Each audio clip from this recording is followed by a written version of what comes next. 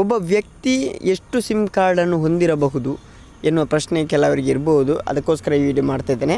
ಎಲ್ಲರಿಗೂ ಗಿರ್ಮಿ Kannada TV YouTube ಚಾನಲ್ಗೆ ಸುಸ್ವಾಗತ ಅಂತ ಹೇಳ್ತಾ ಬಿಡಿ ಶೇರ್ ಮಾಡೋಕ್ಕಿಂತ ಮೊದಲು ಯಾರೆಲ್ಲ ನಮ್ಮ ಯೂಟ್ಯೂಬ್ ಚಾನಲ್ ಮೊದಲು ನೋಡ್ತಿದ್ರಿ ಅವರೆಲ್ಲ ಸಬ್ಸ್ಕ್ರೈಬ್ ಮಾಡ್ಕೊಳ್ಳಿ, ಮತ್ತಲ್ಲೇ ಪಕ್ಕದಲ್ಲಿರೋ ಬೆಲ್ಲೈಕನ್ ಪ್ರೆಸ್ ಮಾಡಿ. ಅಪರಾಧ ಎಸಗುವವರು 10 ಸಿಮ್ ಕಾರ್ಡ್ಗಳನ್ನು ಬಳಸುತ್ತಾರೆ. ಯಾರದ್ದೋ ಆಧಾರ್ ಕಾರ್ಡ್ನಿಂದ ಸಿಮ್ಗಳನ್ನು ಪಡೆದು ಅವರ ಅಪರಾಧ ಕೃತ್ಯಗಳಿಗೆ ಬಳಸುವುದುಂಟು. ಇವುಗಳಲ್ಲಿ ಕಡಿವಾಣ ಹಾಕಲು ಕೇಂದ್ರ ದೂರಸಂಪರ್ಕ ಇಲಾಖೆ ಹೊಸ ನಿಯಮ ರೂಪಿಸಿದೆ. ಒಬ್ಬ ವ್ಯಕ್ತಿ ಹೆಸರಿನಲ್ಲಿ ಹೊಂದಬಹುದಾದ ಮೊಬೈಲ್ ಸಂಪರ್ಕಗಳ ಮೇಲಿನ ನಿಯಮವನ್ನು ಮತ್ತಷ್ಟು ಬಿಗಿಗೊಳಿಸಿದೆ ಅಂತಲೇ ಹೇಳ್ಬೋದು. ಈ ಸಂಬಂಧ ಒಬ್ಬ ಮಾರ್ಗಸೂಚಿ ಬಿಡುಗಡೆ ಮಾಡಿದೆ. ಈ ನಿಯಮ ಪ್ರಕಾರ ಒಬ್ಬ ವ್ಯಕ್ತಿಯ ಹೆಸರಿನಲ್ಲಿ 9ಕ್ಕಿಂತ ಹೆಚ್ಚು ಸಿಮ್ ಕಾರ್ಡ್ ಹೊಂದಲು ಅವಕಾಶವಿಲ್ಲ. ಸೂಕ್ಷ್ಮ ಪ್ರದೇಶಗಳಲ್ಲಿರುವ ಜಮ್ಮು ಮತ್ತು ಕಾಶ್ಮೀರ, ಅಸ್ಸಾಂ ಹಾಗೂ ಈಶಾನ್ಯ ರಾಜ್ಯಗಳಲ್ಲಿ ಒಬ್ಬ ವ್ಯಕ್ತಿ ಗರಿಷ್ಠ 6 ಸಿಮ್ಗಳನ್ನು ಮಾತ್ರ ಹೊಂದಲು ಅವಕಾಶ ಇದೆ ಅಂತಲೇ ಹೇಳಬಹುದು.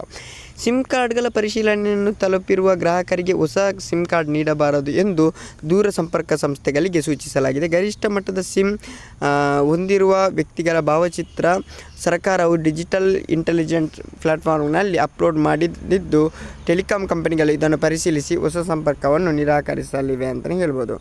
ಅದಕ್ಕೆ 9ಕ್ಕಿಂತ ಹೆಚ್ಚು ಸಿಮ್ ಪಡೆಯೋ ಹಾಗಿಲ್ಲ. ಇದೊಂದು ಹೊಸ ನಿಯಮ ಅಂತ ಹೇಳ್ತಾ love you so much. Thank you. Bye. ಮುಂದಿನ ಸಿಗೋಣ. Love you so much.